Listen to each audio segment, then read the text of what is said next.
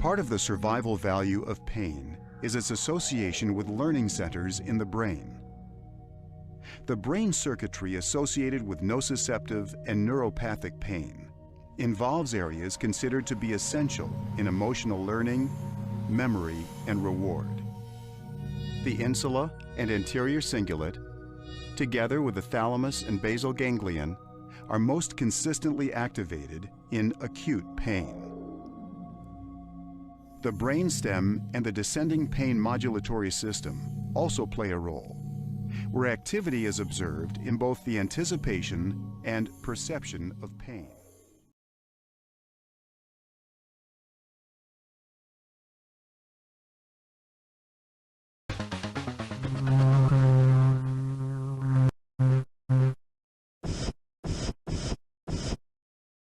Ouch! Gotcha! Pain, although usually quite uncomfortable, provides our bodies with a protective mechanism, alerting us to potential or actual damage to the body's tissues. Here, the peripheral nervous system sent a pain message to the brain that a bee sting occurred on the nose. Let's take a look at an instant replay to see how this communication works.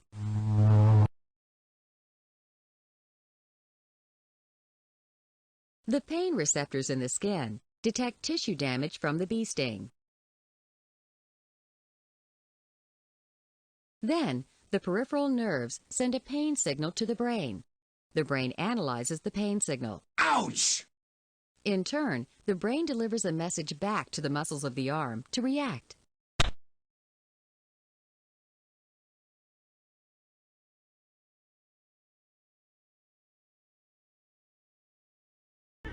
Nine years ago, while shooting a commercial, Laura Tibbetts fell from a horse.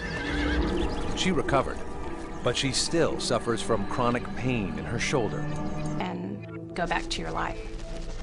Laura is still looking for ways to overcome pain that never goes away. Now, she may be able to take control of her own sensation.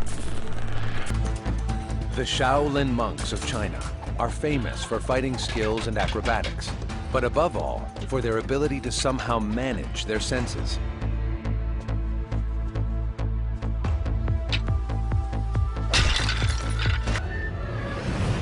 To prepare themselves for their grueling acts, the monks use one of the oldest forms of pain control. Meditation starts by changing how the body works. The heart slows, pumping less blood. The muscles relax. Relaxed muscles means less tension, which means less pain. But the strangest effect occurs in the brain.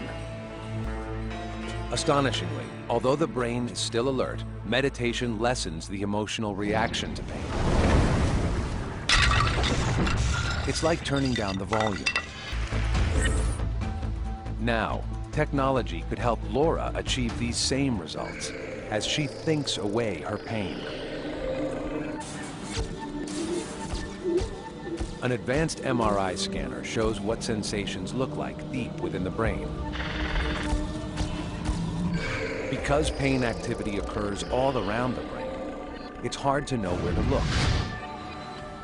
But pain creates strong emotions that offer a map of this mystifying sensation. These pictures don't show pain. That's an important distinction to make. Much like any study that we show where neuroimaging of love or fear or hate, we're not actually showing those experiences in the brain. What we're doing is we're showing the brain regions that play a role in that experience of pain. Perhaps by watching for activity in this region, we can find a way to control the sensation of pain. Laura watches her brain working in real time as the scanner charts the emotional activity that her pain causes. We can focus on a specific region of their brain, and we can process that brain activity level and send that back to them so that they can see their own brain activity in real time, much like a fighter pilot would see a cockpit display. Brain scans are hard to read, so they represent the activity in the form of a flame. The bigger the flame, the more activity in this crucial area. Laura's job is to shrink the flame, using only her mind. Okay, Laura, we're now going to move on to getting the brain imaging scans and having you focus on decreasing your pain. As if she were isolating a muscle at a gym, Laura uses the flame to target the appropriate part of her brain.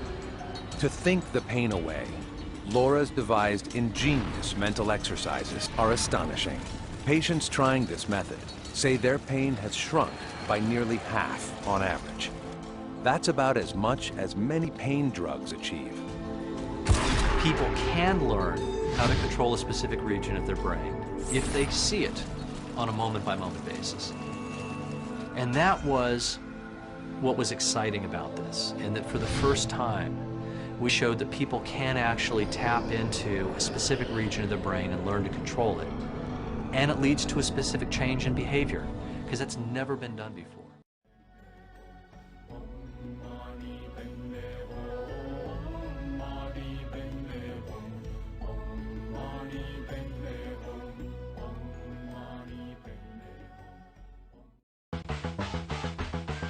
Hasta la vista, baby.